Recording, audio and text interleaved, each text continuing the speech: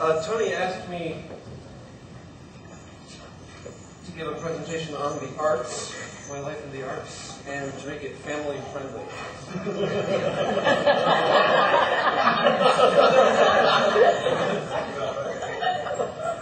So in the remaining 30% of my talk,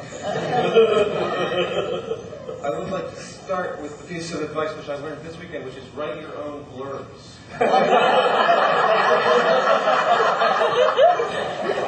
I hate false advertising, so I'm very sorry if people are coming here expecting to learn how to lend capitalism and socialism. I can't tell you how to do that. And it's not because I don't know how to do that, it's because I'm afraid that if I tell you, I am unlikely to leave this room alive. I probably said too much already. I'm probably naming all of us. This much. It is true. I went to Harvard, and I left after a semester. And that was the first time I dropped out of college. There are, I think I counted 13 times that I dropped out of college. So, this is just a fact that might be useful in the future for those who are about to start college. They will always take you back.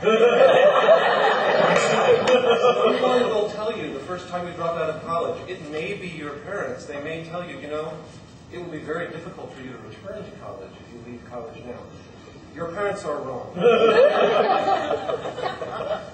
It really was important for me to leave Harvard, and the thing that I think made people really upset was not that I left Harvard, that too, but that I realized that I was not even 18 when I left Harvard. I went to Harvard for one semester, and I was still not 18 yet.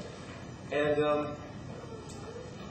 at some point in those 3 months at Harvard, I realized, my whole life was leading up to this point, and I actually don't like this point. And so, of course, when I was announcing various important people in my life who had been, for example, funding my life at that point, that I wasn't going to continue at Harvard, what they said was, because they're good liberal parents, they said, what are you going to do instead?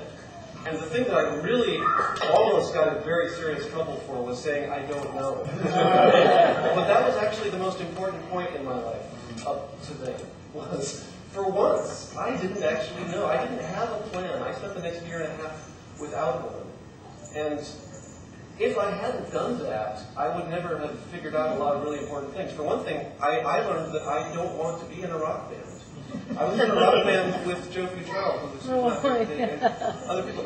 Apparently it was good. A lot of people liked the band, even people that we didn't even know. But I didn't like playing music for a crowd of people who weren't listening. This is something that I find out that rock bands actually have to do. And I work really hard on the music that I write, and I feel like it would be nice if the people in the audience were listening to it. So apparently rock music wasn't the way for me, but if I had never dropped out of Harvard, I never would have found that out. So I would be like really bitter right now. And I would be like doing air guitar solos in front of you. And I'm not. I'm always really suspicious of talks about how to succeed. And it's because in the world of art, all that stuff that you learn about success and setting goals and leadership, which is all stuff you might use at some point in your life, but when you're making a piece of art, none of that stuff actually applies, because you're trying to create something which has never been created before. You don't find out what your goal is until some point in the middle of the work, or maybe 7/8 of the way through the work. The goal changes as you work. If you set your goal at the beginning, you will create a piece of art that already existed. And then you secretly will know that that wasn't what you meant to do. So, an anecdote from uni high life. I was at a friend's house. I will not name this friend. And that friend's parents, in their well-meaning liberal way, had set out on a table a book, which we were obviously supposed to find, which was called something like 50 Steps to Success, or one of those kinds of titles. And as we were flipping through the book, not with the reverence that I think we were expected to bring to the experience, we found this sentence. I can't quote the sentence precisely, but it was something along the lines of, make every minute of your life valuable. Don't read books you've already read. I'm not kidding. He really said, don't read books twice. That's a waste of your valuable time. And at the time, my reaction to that was something along the lines of, well, I mean, how much is success really worth to me? Because if I can't read this book again, I actually, in that particular case, I didn't read that book. There are lots of books which absolutely, I can't imagine. Like, if I knew right now that I could never read Ulysses by James Joyce again, I would do something very upsetting. And that was the case even then. I mean, the Once and Future thing. A number of books that I read here at uni, I fully intended to read again, even if that diminished my chances for success. Now, of course, I think of this in a slightly nastier way, because I write things, and like most people who write things, I hope that they will be important to others, and I hope that people will have an exciting experience the first time they encounter the thing that I have written, whether it's a play or a song or whatever. So I also hope that people will want to come back and find it again, and I hope that people will say what people say about pieces of art that they like, which is, every time I come back to it, I find something new. There are many layers of meaning and significance in this thing that I wouldn't have found if I had just read it once. So now, of course, I think, well, I'm making something that I hope will be of great value to people, but apparently not to successful people, because you don't encounter those other meanings and layers and things. Here are some ideas that I have. One is, the first step is you make something absolutely great that you love.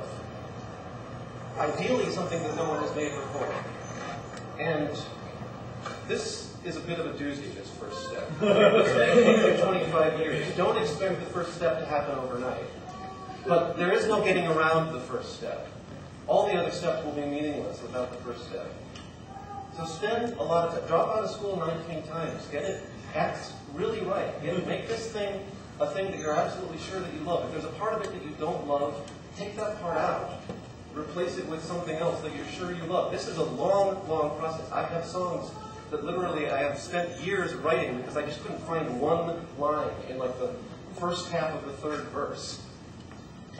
No one else maybe would have cared that that line was there. It would have gone by pretty fast in the course of the song. But I won't finish the song. I will let the song go out of date. It could be a song about something George Bush did last week, and I will wait for 4 years to insult Bush for what he did, because it's more important for the song to be good than for George Bush to be insulted.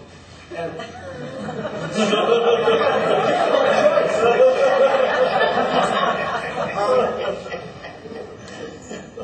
so since that step is going to take such a long time, there's another first step. And the other first step is look at things, look at pieces of art that you really love, pieces of art that you can't imagine who you would be if you had never encountered that piece of art. Like a book that you were not the same person at the end of the book that you were at the beginning of the book. Or a song that if you didn't have that song in your life, you wouldn't be able to point at several friends of yours and say, those are my friends. There are pieces of art like this in your life. I know there are. Take those pieces of art and pick them apart ruthlessly. You are going to analyze those pieces of art like they were machines, like they have strange machinery and workings inside of them that you can't see unless you actually open up the hood, as it were. Excuse me for Masha Red Phone.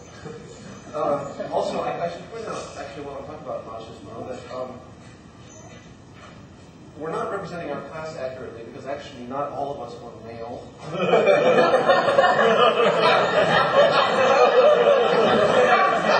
Oh my God. And, yeah, I didn't tell Tony about my gender assignment.